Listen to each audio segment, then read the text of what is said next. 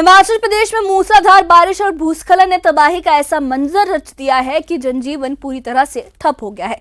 चंबा के भरमौर में सेब बागवानों की मेहनत पर पानी फिर गया है। कुल्लू की बंजार और सेंज घाटियों में राशन की किल्लत और स्कूलों की बर्बादी ने मुश्किलें बढ़ा दी हैं। वहीं मंडी में NHIA की हौसलेमंदी की कोशिशों से उम्मीद की किरण बनी है, तो नूरपुर में घरों और गौशालाओं की तबाही ने लोगों को बेसहारा कर दिया है। इन सबके बीच प्रशासन और सेना दिन रात राहत के कार्यों में जुटे हैं ताकि लोग इस कुदरती कहर से उबर सके। आइए इस खास रिपोर्ट में हम आपको ले चलते हैं हिमाचल के उन हालात तक जहां मुसीबतों के बीच भी इंसानी जज्बा और मेहनत रंग ला रही है। हिमाचल में इस वक्त क्या हालात है, मौसम की मार किस तरीके से हिमाचल को प्रभावित कर रही है, देखिए इस खास रिपोर्ट में।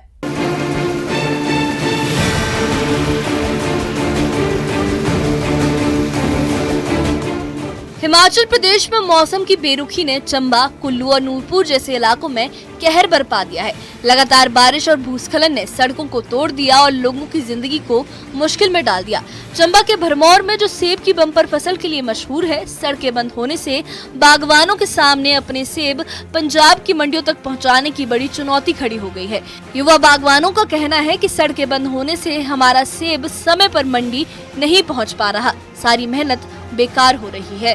तक नहीं पहुंचाया गया तो इनको काफी नुकसान हो सकता है। तो चलिए बातचीत इन्हीं लोगों से कर लेते हैं कि कितना नुकसान होने की उम्मीद इनको है और क्या वाकई में जो है अगर इसी तरह से मौसम रहा और नेशनल हाईवे ठीक नहीं हुआ तो इनको नुकसान हो सकता है। भाई साहब क्या शुभ नाम है अपना? मेरा नाम रिशु रिहाल है। पहले तो मैं न्यूज़ 18 का बहुत बहुत धन्यवाद करता हूं कि आप लोग हमारे छोटे से गांव में पहुंचे हैं और इस आपदा की घड़ी में आप हमारे साथ और भरमौर की जनता के साथ खड़े हैं। आपका बहुत बहुत धन्यवाद और आपका इस भोले बाबा की घाटी में बहुत बहुत स्वागत है। जी रिशु जी, जैसे मैं कह रहा था कि क्योंकि आप लोग बागवान, आप बताएंगे मेरे को ये जो पीछे जो सेब लगे हुए हैं ये कब तक ये तोड़े जाएंगे, कब तक मार्केट तक पहुंचाए जाएंगे और क्या यही समय होता था इनको इनके तुड़ान का? और बिल्कुल सर, अब सेब की तो तुड़ाई का सीजन शुरू हो गया। कुछ लोगों ने तो तोड़ के घर में रखे हुए हैं, पैक करके रखे हुए हैं, वो बॉक्सेस में सेब खराब हो रहा है। और ये जो आप सेब देख रहे हैं ये अधिकांश तो सेब अब गिरने भी शुरू हो गया क्योंकि इसका सीजन तोड़ने का शुरू हो गया है। तो बागवान तो बहुत परेशान है, यहाँ के स्थानीय जो लोग हैं और ये जो हमारी बेल्ट है खनी गरिमा की, इसमें बहुत ज़्यादा भरमौर में सेब पाया जाता है और बहुत लोग परेशान है क्योंकि कब मंडी में पहुँचेगा, कब हमें इसका मुनाफा मिलेगा। तो बागवान तो बहुत परेशान है इससे। जी क्या शुभ नाम है जी अपना? नवीन कुमार भाई साहब। नवीन, क्यों नहीं आपका जो ये सेब है वो मार्केट तक पहुंच पाएगा? क्या लगता है आपको, कब तक पहुंचने की उम्मीद है? भाई साहब जिस हिसाब से मेन रोड की हालत है, मेरे को लगता है कि अभी तक भी 1-1.5 महीना हमारा सेब मंडी में नहीं पहुंच पाएगा क्योंकि बारिश भी इतनी जोर से दोबारा बारिश शुरू हो गई है। तो जो काम कर रहे हैं PWD NH वाले जो भी काम करे वो दोबारा से फिर से वही नुकसान हो रहा है। मेरे को नहीं लगता इस हिसाब से हमारा सेब मंडी में पहुंचेगा। पूरा साल हम सेब की मेहनत करते हैं, अपनी दिन रात एक करके अपने बगीचे को तैयार करके अपना दिन रात एक करके हम फसल लेते हैं। फसल के टाइम हमारा जो बारिश की वजह से नुकसान हो, तो बहुत ज्यादा नुकसान हो रहा है भाई साहब जी, बहुत ज्यादा नुकसान। रिशु जी, अगर आपकी ये जो लाइफलाइन है नेशनल हाईवे, अगर ये दुरुस्त नहीं होता है तो आपको किस किस तरह की दिक्कतें जो है वो आ सकती हैं? दिक्कतें सबसे बड़ी तो सर मैंने पहले आपको बोला कि बागवानी से हमारा क्षेत्र जुड़ा हुआ है। अधिकांश लोग इस सेब एक ऐसी फसल है जो यहाँ पे होती है उस पर निर्भर है।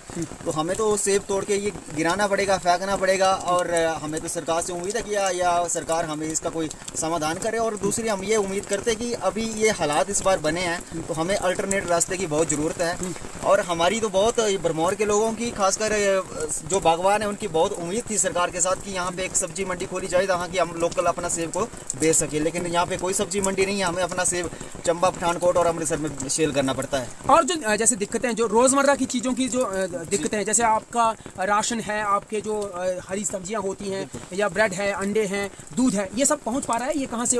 सर मैं एक बात पहले तो अपने भरमौर के लोगों का बहुत बहुत धन्यवाद करना चाहता हूँ कि उन्होंने इस आपदा की घड़ी में जो यात्री यहाँ पे फंसे हुए थे उनको अपने घर में रखा, उनको खाना भी खिलाया, उनकी पूरी सेवा की। लेकिन अब स्थिति ये आ गई है कि उनके घर में खुद।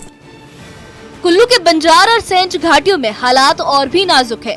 राष्ट्रीय राजमार्ग 305 बड़े वाहनों के लिए बंद है, जिससे राशन, बिजली और नेटवर्क की कमी ने जनजीवन को पूरी तरह से अस्त व्यस्त कर दिया।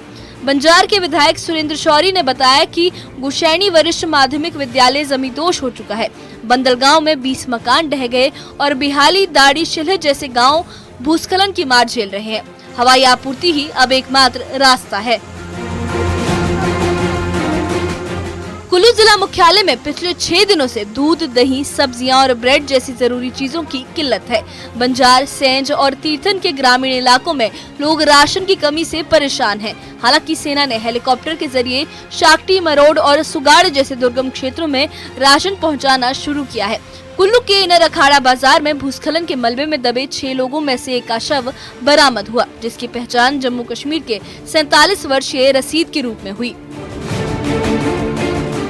मंडी में एनएचआई ने मुश्किल हालात में भी मिसाल कायम की है। कुल्लू के अखाड़ा बाजार हादसे में घायल अभिनव सांख्यान को एम्स बिलासपुर पहुंचाने के लिए 40 मशीनें, 2 एम्बुलेंस और 1 एस्कॉर्ट वाहन तैनात किया गया। प्रोजेक्ट डायरेक्टर वरुण चारी ने बताया कि मलबा हटाते वक्त 2 मशीनों पर पत्थर गिरे, लेकिन हमने सड़क बहाल कर एम्बुलेंस को समय पर बिलासपुर पहुंचाया। अभिनव की मौसी डिम्पल शर्मा ने कहा कि एनएचआई और प्रशासन के अथक प्रयासों से अभिनव को समय पर इलाज मिल सका। हम सब उनके आभारी हैं। अभिनव सांख्यान है, कुल्लू रीजनल हॉस्पिटल से एम्स बिलासपुर के लिए रेफर किया गया था। जैसे कि आप सभी देखते हैं कि ये सभी इतनी मूसलाधार बारिश के बावजूद जो है वहाँ से यहाँ पहुँचना बहुत ही मुश्किल था।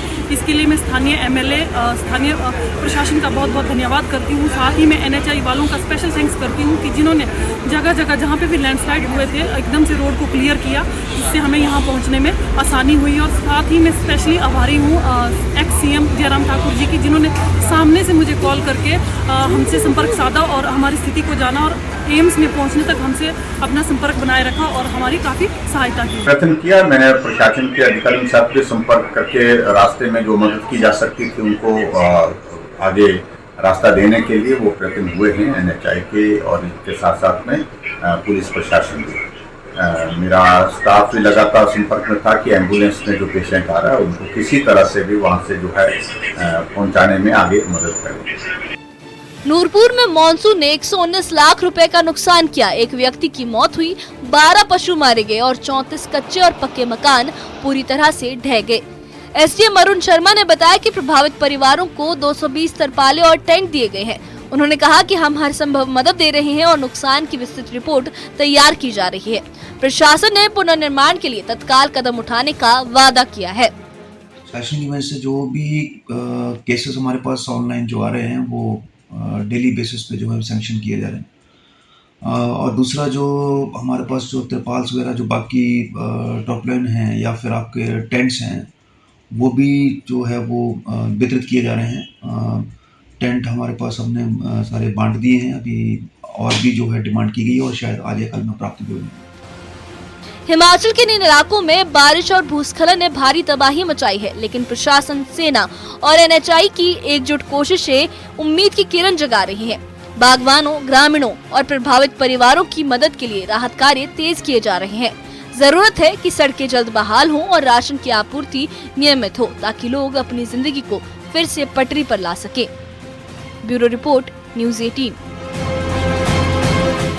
हिमाचल प्रदेश के चंबा, कुल्लू, मंडी और नूरपुर की ये तस्वीरें दिल को झंझोर देने वाली हैं। मूसलाधार बारिश और भूस्खलन ने जहां सेब बागवानों की मेहनत को बर्बाद किया है, वहीं स्कूलों को जमींदोज कर दिया है और घरों को तबाह कर दिया है, तो वहीं प्रशासन और सेना और जो एनएचआई की एकजुट कोशिशें हैं वो नेक इरादों की और कोशिशों की मिसाल बन रही है। कुल्लू में हेलीकॉप्टर से राशन की आपूर्ति हो, मंडी में एनएचआई की जान जोखिम में डालकर सड़क बहाली का काम हो और नूरपुर में प्रभावित परिवारों को तत्काल राहत हो। ये सारी कोशिशें दिखाती है कि मुश्किल वक्त में भी हौसला और इंसानियत जिंदा है और यही एक सहारा है इस मुश्किल वक्त से लड़ने का। मगर इस वक्त भी जरूरत है कि सड़कें जल्द बहाल हो, राशन की आपूर्ति नियमित हो और पुनर्निर्माण का काम तेज हो, ताकि लोग अपनी जिंदगी को फिर से संवार सके। इस बारे में आप क्या कहेंगे, हमें कमेंट बॉक्स में अपनी राय जरूर बताइए और इससे जुड़े अपडेट्स के लिए और ऐसी ही खबरों के लिए हमारे चैनल के साथ बने रहिए। हमारे चैनल को सब्सक्राइब करिए। शुक्रिया।